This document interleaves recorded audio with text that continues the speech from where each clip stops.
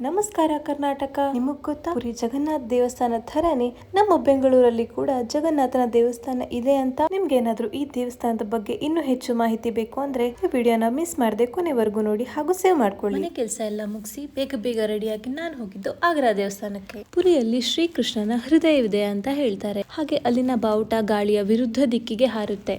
ಇಲ್ಲಿ ಒಂದರ ಮೇಲೊಂದರಂತೆ ಮಡಿಕೆಯನ್ನಿಟ್ಟು ಪ್ರಸಾದವನ್ನು ಬೇಯಿಸುತ್ತಾರೆ. ವಿಶೇಷವೇನೆಂದರೆ ಮೇಲಿನಲ್ಲಿರುವ ಮಡಕೆಯಲ್ಲಿನ ಪ್ರಸಾದವು ಮೊದಲು ಬೇಯುತ್ತದೆ. ಹಾಗೆ ಎಷ್ಟೇ ಜನ ಭಕ್ತಾದಿಗಳು ಬಂದರೂ ಸಹ ಪ್ರಸಾದವು ಕಡಿಮೆಯಾಗುವುದಿಲ್ಲ, ಹಾಗೆಯೇ ಹೆಚ್ಚಾಗುವುದೂ ಇಲ್ಲ.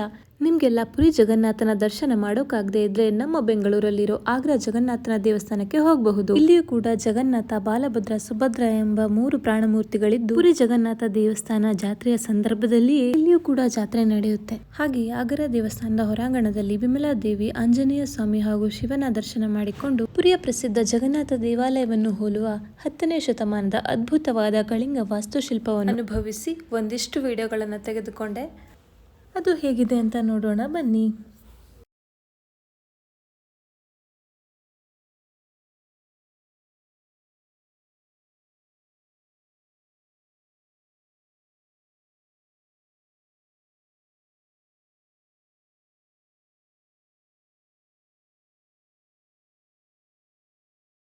ಹಾಗೆ ಅಲ್ಲಿಂದ ಹೊರಗಡೆ ಬಂದಾಗ ಮೆಟ್ಟಿಲಿಂದ ಈ ತರ ಒಂದು ವ್ಯೂ ಕಾಣಿಸಿತ್ತು.